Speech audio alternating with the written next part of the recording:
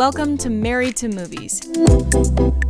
Industry insiders John Russell and Tracy Kring live and work happily in cinematrimony. They're sharing behind-the-scenes adventures of writing, producing, and appreciating films.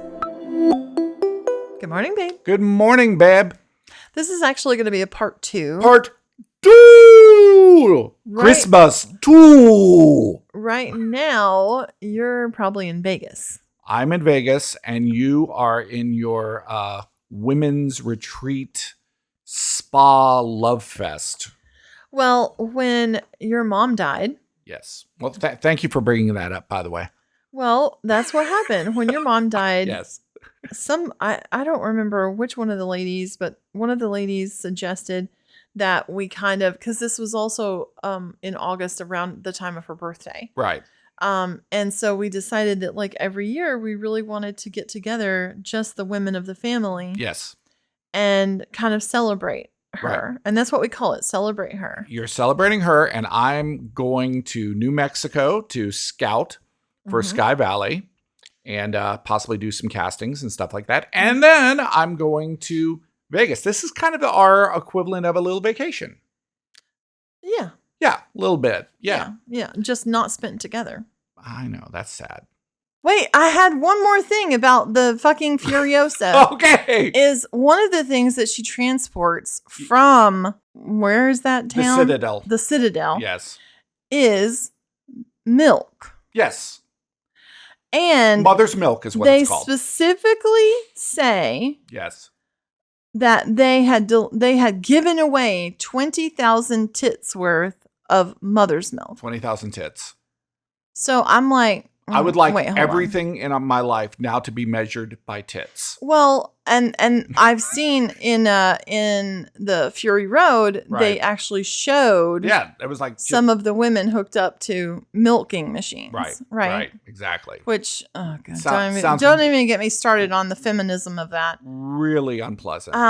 Yeah, no, in this George Miller apocalypse situation, women have it really bad. Yes, this is true.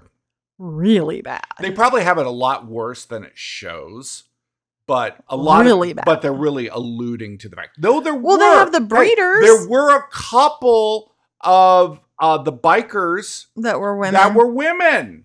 They were but ugly. They were ugly women. That was a diversity hire, and we know it.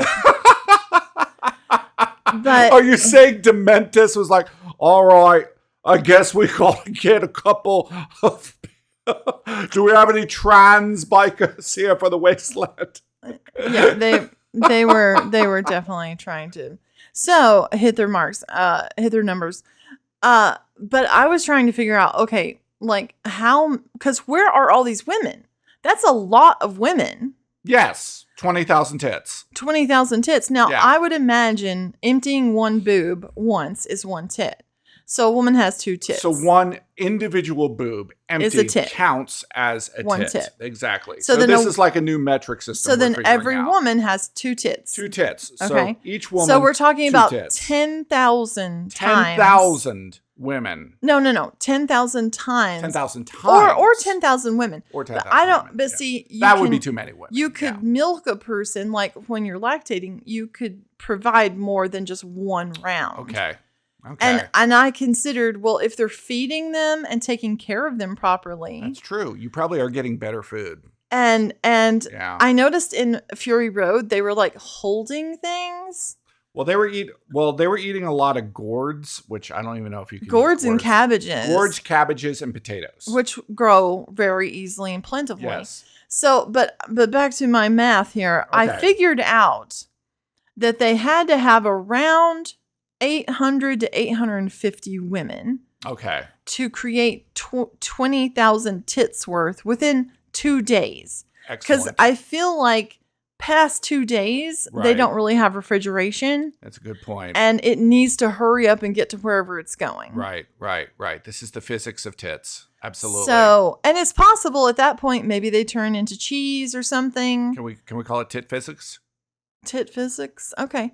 But I have never seen rooms or areas that would house and also the stress that would put on your resources. That's true. To keep 800 to Well, you gotta keep 850 them happy. women lactating. You got to keep them happy. You got to keep them happy.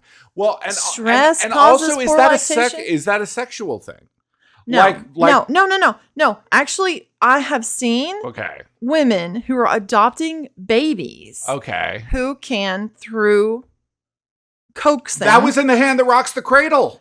they can lactate. Hand That Rocks the Cradle. Rebecca De Mornay found a way to where she could lactate. You can. She did. You can. Yeah. I mean, that's like, That was very upsetting to her mother. Nursemaids and wet nurses and things like that didn't necessarily always have children of their own. Right. There is a way by which you can start that process. Fascinating. Apparently that's fascinating to you And because the you created female- a whole new branch of science known as tit physics. No, the female body and like the amazing amount of life that comes from Right. it is just incredible to me. Right. And that people like to see that torn apart, and I just think it it's hurts very me. strange. I think it's very, very strange that this whole film really is about this character. It's a prequel. It's about this character, Furiosa. And but I wouldn't call it a feminist film. I wouldn't call it a positive,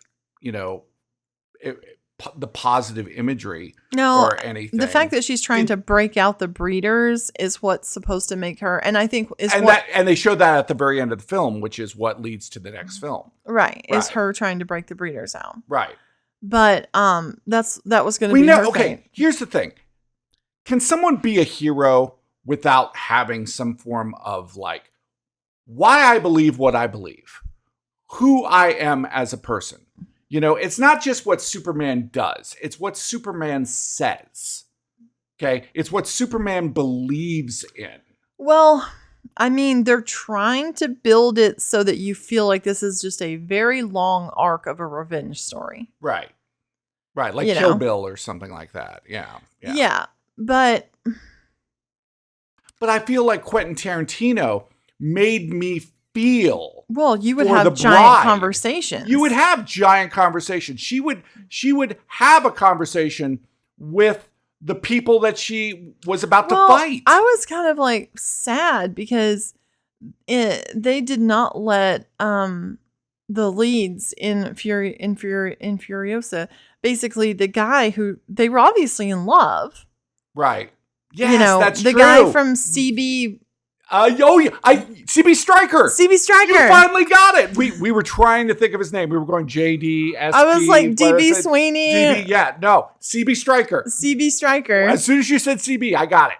No, because he's like the guy with the hair lip. Yes, the big guy. I thought he was great Yeah. as her little boyfriend. Completely. I'd never heard anybody talk about the fact that he was in the movie, but he was No. known as the Patronin or I don't know what or it's called. something. Yeah, he had a title. As I wanted the, to call it a Dementor because all of the things in Furiosa kind of remind me of Harry Potter. Oh, It's like interesting. Dementus, Okay, Dementors. Yes. Okay. And it's like Furiosa, right. like the way that Hermione would say Leviosa. So, the big bad guy, the one from the The other one. the other movie. Yeah, Joe. Yeah.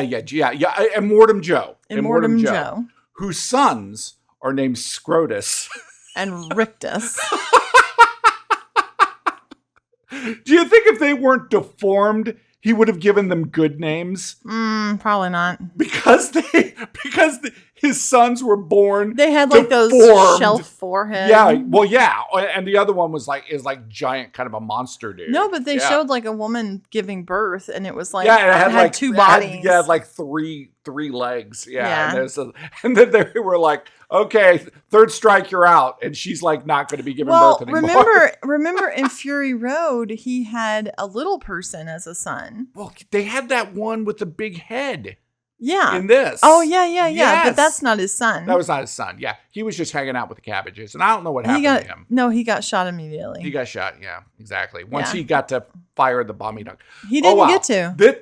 Well, he didn't get to. Oh No. yeah, she did. Yeah. He didn't get to.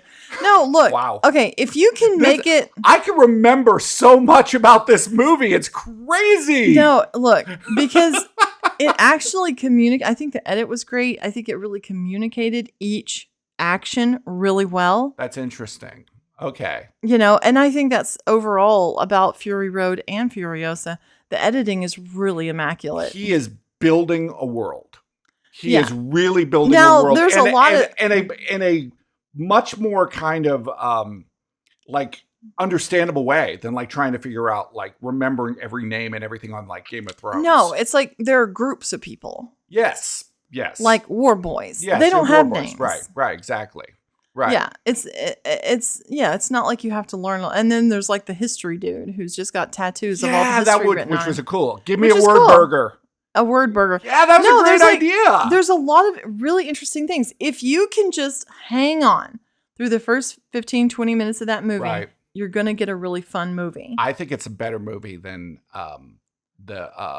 just as a story, it's a better movie. The way women are treated, the way that we see them on screen, that type of thing. We've been rewatching all the way through Mad Men. Oh, yeah. And you pointed out something that I thought was very, very relevant. Well, watching it this time, and like that's the fun thing about watching things a few times. I've seen Mad Men all the way through like 4 or 5 times. Right. Not as much as we've seen West Wing, but no. No. This time it really hit me. They're like, no wonder white men are so butthurt. Like, no wonder. I mean, if you showed me a past in which my father and my grandfather had just these women at home running everything for them. Right. You get to come home from work. You get dinner. Yes. Your needs are considered. Yes. Things that will be helpful so that you can do what you need to do are just taken care of. You may have to mow the lawn on the weekend.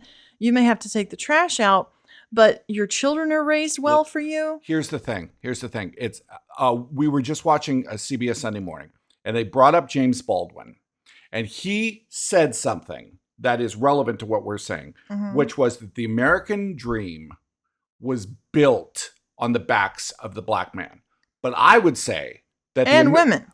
Well, oppression. Yes. And the thing that Mad Men were showing and the things that they were creating. The women were always smarter. No. But in their ads, this is when ads and commercialism, consumerism are built to entice a woman to get her self-worth or her rewards through products. Right.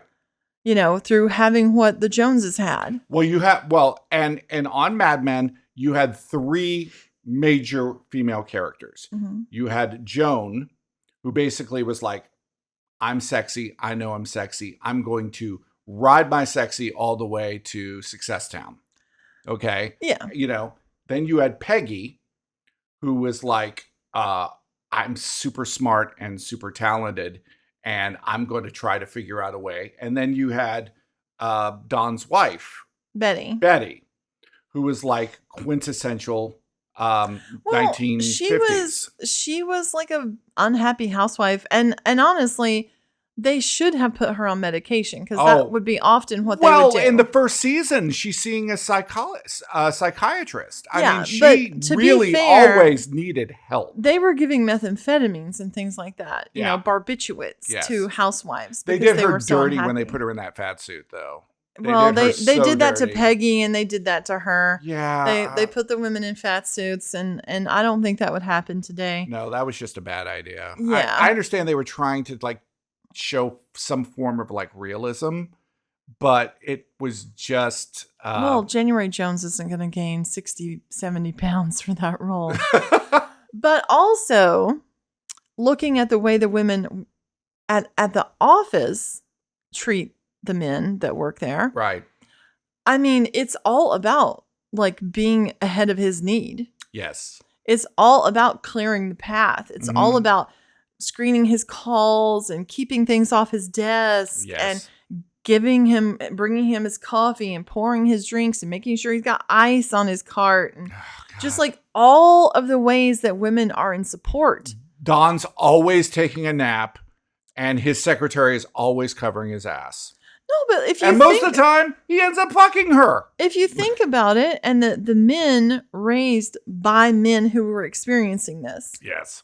The only way to get past this is that each generation looks back on the generation before it and goes, what the fuck?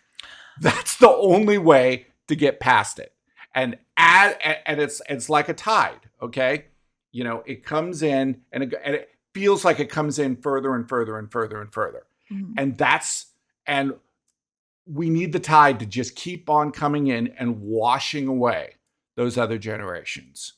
We have to wash all of those generations away that talk about breeders. Well, and that's talk why, about, like, you know, whenever people in Project 2025, you know, trying to stop people from voting. Well, you know, whenever millennials and, you know, Gen Z and Gen X and all these people get made fun of, you know, I don't think it's fair because I don't want them to share my point of view. They need to have a different point of view. They need to look at me and go, boy, that's just an fuddy old guy. duddies. That's a folk man. Look at how fogies they are. Exactly. They need to have better ideas. Right. And they need to evolve. And as we exist, we need to go, you know what? They're right. Okay. Yeah. I want to roll out with that tide and come back in. I don't want to stay where I am on the beach. You know, a dirty, dying crab. Okay? Right. That's the way I look at Donald Trump. He's a dirty, smelly, dying crab. Ew. Does he have the red tide? Full. Well, that's what MAGA is. He has a red tide. Oh, roll tide. No, that's in your new script. Yes, is the red tide. The red tide. Yes, the red tide. You know what we learned about it in my script? I am incapable of writing conjunctions. You are. I don't know what you see how I did that? You are. You're incapable of writing conjunctions. If I was saying agreeing, I would say you are. I know. You are incapable. It's crazy. Every single time I'm typing along. But see, you just said I'm. Right. You didn't say I am typing along. So you're saying that it happens typing, not necessarily when I'm talking. Yeah, because you're afraid of apostrophes. I'm afraid of apostrophes. Yeah, it's like you're not really sure where the apostrophe is. Like, yes. It's like it's right there. It's right up there. You don't use it. It's going to come down. Going to go. Well, the apostrophe is very close to the return. Yes. And anytime that you make a mistake in typing, you are like, oh, you got it. Wait. What was that? I don't even know what that was. That was every time you're like, oh God, why is it doing that? Oh, and what is it? Anytime you make a typing error, and you have to let go of that. It's like when an actor is acting and they blow a line and they're like, oh God, blah. And I'm like, stop moving. You're fucking my focus up. Now I have to reset everything. Right. Okay. They never stand in the same place twice. So I do the equivalent of that when I'm writing. Yes. It's very annoying. Oh, interesting. You're actually wasting time. Right. Instead of knowing what to do. Right. Delete. Right.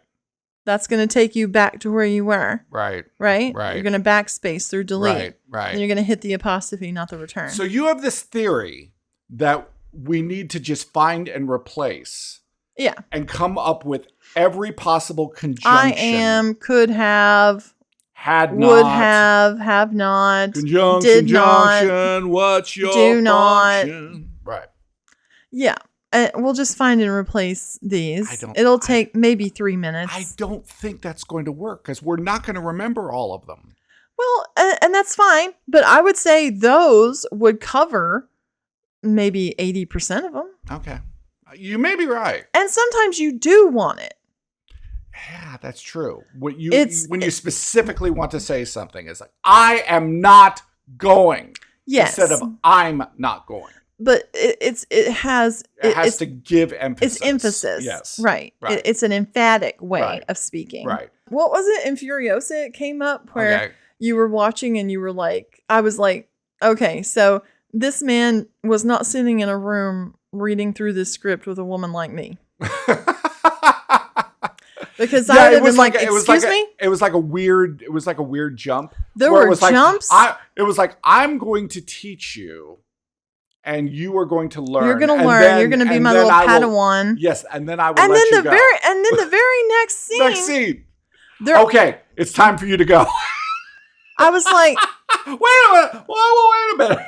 In that like 5 seconds, she learned everything and her hair grew. Okay, so her hair grew. I don't know. Yeah. She was wiping black stuff on her forehead. There her was hair no grew. transition at all. Yeah, I was like, that montage did not communicate time passage. Yes, yeah. There wasn't even a montage. The next scene picked up with them delivering the exact same thing. So it felt like a continuation because I never saw them deliver the things they had. Yeah, exactly. And then the next scene is a little tiny montage, which is supposed to be a time pass. And the next scene is them delivering the stuff. Right.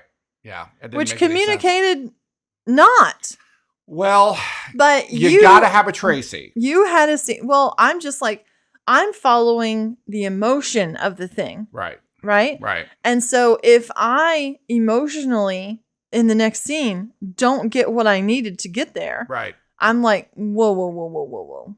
Right. You can't. You had a scene where, first of all, this character just ends up in Germany. Like, I didn't see any of that travel. Right. And then this person agrees to do what this other person wants. And to agree to be in Germany and fly to the U.S. Is a whole level of commitment. Right. That's not made arbitrarily. Right. And you were just like, oh, okay, let's go to the U.S. And I was like, whoa. There's that impersonation again. It's like Mickey Mouse. I was like, whoa, man. That was fast. Yeah. And then they got there and it was like, she was just going along with it. We needed some transition scenes. Yeah. But like when I bring these things up. What? Because see, I don't care what I'm met with. Right. Like, I don't know if everybody knows that about me, but I don't care what resistance I'm met with. Yeah. If something does not work for me, right. I don't care. Yeah, you're not going to like back off and just like. No, you're going to have to explain it to me. You're right. Yeah, you're not going to do that. No, not here. No, there has to be a reason. No, you better be able to explain this. Right. You better be able to explain Why is this happening? Right. How did that happen? Yes. Why did that person do that? 100%. You better be able to satisfy my conditions. Absolutely. Or else you're going to have to do something else. 100%.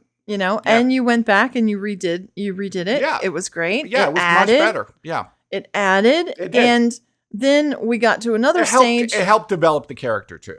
But then we got to another stage and I was like, wait, hold on. You just climaxed this whole scene. Yeah. And you still have a scene after that. Well, yeah. And you still got to figure that out. And it's not like I have to have answers. And it's not like I necessarily want to give answers. Right. It's to pose the questions. Right. So that you're forced to think about it. Right. And I think, good feedback should do that rather than pose things that should happen instead. Right. You need a scene that does this. Okay, that's fine. Right. But I'm not going to tell you what happens in the scene. You got to figure that out. Absolutely. I think in Origian, the next scene is a spacewalk. Interior Cygnus space. The two of them and Robbie cross quickly into the ship. Emmeline heads towards Matthew's life garden. Matthew follows a bit behind. When she reaches the grove, she's shocked. Almost everything in it has shriveled and died. I told you. What have you been eating? This all happened in the last few months. I thought I was doing good for a while. Lately, I've been eating from the synth. Emmeline looks around the devastated horticulture and then heads to the back. These onions look like the roots may still be good. Look for anything that has any green. If we can't eat them, they could provide oxygen to offset the extra body. Dig it up and place it in the potting soil. You do that. I'll start transferring supplies from cargo. Food is most important. Get protein cartridges, culinary synth, and anything else you can think of. I'll start loading up. Matthew leaves. Emmeline continues to try and salvage as much of the garden as she can. Robbie stops digging in the dirt and trots over to Emmeline. Interface with the Cygnus and download its entire history post-launch. Robbie starts processing and projects a screen in front of Emmeline. Capacity 7.8 yottabytes. Insufficient memory storage. Source video files unaccessed within the last 10 years and downres them. Robbie processes. Available storage 9.1 yottabytes. Upload Cygnus drive. Robbie begins the upload. Emmeline keeps searching for anything living. Matthew comes in. I'm done. I've salvaged as much as I can. Some may be too far gone. I'll pack my personal items. I'll look for tools and electronics. Matthew leaves again. Emmeline grabs a box and moves through the ship. She stuffs anything that isn't locked down into it. Robbie is walking with her but is still processing the data. She pops open a door and unplugs a massive swath of cords. She pops out a circuit card and carefully stores it in a small compartment in Robbie. She finds herself in the doorway of Matthew's room. His table is filled with tiny clay figurines. He sees her, noticing his creations. I'm sick of sculpting. I make something and I play with it and then crush it and make something else over and over again. It's endless. Emmeline picks up what looks like a dinosaur. I like this one. That's a Longiswama. It had 6 to 8 appendages along its back like primitive feathers. That is a Jaloptosaurus. They were known as vampire dinosaurs. They were small enough to suck the blood from larger ones by hanging onto their belly. Emmeline shoves them into a bag in one big swipe, along with personal family pictures. Interior Lyra space. They make their way quickly on board and tighten the hatch to the Cygnus. Emmeline pulls up a star chart on her cockpit screen and looks at where they are and how to get back onto the original trajectory. She starts to make time calculations. Matthew looks at the chart. Is that where you're headed? Red dwarf star, exoplanet Kepler. Yours was so close. I was 9,000 light years away. Do you think that means Solange liked you better? I don't know. Get ready to release on my mark. Matthew goes to the airlock and hovers above the release button. Emmeline types. Release. They both watch the Cygnus float out of view. Emmeline types into her keyboard. Re-engage Alcubierre drive / original course. The Lyra accelerates out of sight with a flash. Will we be going by any collapsing stars? I don't see any on the chart, but that doesn't mean there aren't any. I have a theory. About 5 years ago, I stopped the ship. I know, I'm not supposed to. I had to stop too. Passing through silver particles wore the communications down. I was receiving another radio signal from GRS 1915-105 in the Aquila galaxy, a neutron star, and I wanted to investigate it. As I got closer to the collapsing body, my clock started to go crazy, and I was accelerating without even using the Alcubierre. How fast? I got scared and turned around, but I calculated if I hadn't stopped, I could have traveled 112 light years in 1 year. That's incredible. Do you think that's accurate? I don't even know if the ship can handle that kind of speed. It could have just blown apart. The density of time-space changed as the star collapsed? Thinned. But if the neutron star's gravitation thinned out space and even time, then it stands to reason you could accelerate through the thinner space. I was thinking that getting closer to the edge of the star is like a race car going faster because it's hugging the turn. I think my explanation makes more sense. We should look for one on the way. There isn't one. Then we set our own course. I've already lost so much time. I cannot and will not sacrifice my mission further. Think about it. We could gain a lifetime. We could skip from one anomaly to another and even make it back to Earth. Or we could fulfill both missions. This could change everything. My ship, my decision. I saw this TikTok or reel. Right. And it was a video. It was like an interview with Ray Bradbury from a while back. Love me some Ray Bradbury. The one with Rob Lowe is based on The Hollow Man. Rob Lowe? No, it's not Rob Lowe. Sorry.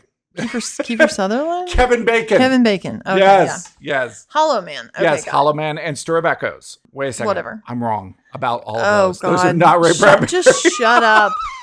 Just shut up. Those Shut are up. not based on Ray Bradbury. Those are based... I don't even know. I don't know. Oh my God, I got them both wrong. It's not Ray Bradbury. Okay. All right. Ray Bradbury. Something Wicked This Way Comes. That is a Ray Bradbury. I know that one for a fact. Okay, great. Lovely. He said, when writing, never think. Never think. That when you're writing, you should only feel. If I'm reading my own work, if I'm reading yours, if I'm reading other people's scripts. Yes. And it that's very much the thing that kind of like dings for me. Right. If all of a sudden the script is thinking, it's thinking about where it needs to get to. It's thinking about what it has to establish. It's thinking about, too many things. There is a destination that we are trying to Well, arrive at, which is a plot point or a moment in the script. Yeah, what I feel an agenda. Ah, okay. I feel like there is an agenda all of a sudden Mm-hmm. and a thing I'm being manipulated to do or feel, Right. and it's not genuine. Right. And this character all of a sudden is not a character, it is a tool. I'm listening to the author now, not the character. Interesting. And this came up for us whenever I was editing your script, where I was like, hold on, where's the character? And I said, who's saying this? You or the character? And you said, well, that's what I'm saying. And I'm like, well, I don't give a fuck what you're saying. I need to know what they're saying. How would they say that? It's very pleasant to edit with Tracy sometimes. Well, I mean, sometimes something will be, and I'll know when I'm putting it, it feels like a placeholder. It feels like, okay, this is an idea that I want to get out here. And it's like little eggs or little poops you leave for yourself. And you're like, I'll clean that up later. Little egg poops. Yeah. Eggy poops that you leave for yourself. And you're like, that's a little pile of shit that I'm going to have to clean up later. But the problem with that. But you don't want to clean it up as you go because that stops the process. Yeah, that's fine. You can leave those little poops. The problem is I specifically in this instance saw you going back through the script before you showed it to me. Right. And you did not recognize those little piles of poop. Yes, that's true. You didn't say, oh, yeah, I remember that was a pile of poop I had to clean up. Right. No. They was still sitting there. Yes, this is true. And then as I'm going through, just stinking up the script. This really annoys me whenever I give feedback to someone on a script and they'll say, oh, well, you're reading an old version, or, oh yeah, I'm planning on changing that. I don't like it when people just show me their dirty underwear. Okay. Clean this shit up before you show it to people. Okay. That's right. Folks, don't be showing me your dirty underwear unless I pay extra. It's hard not to get romantic about movies. Thanks for listening to Married to Movies. Jon and Tracy will meet you for breakfast tomorrow.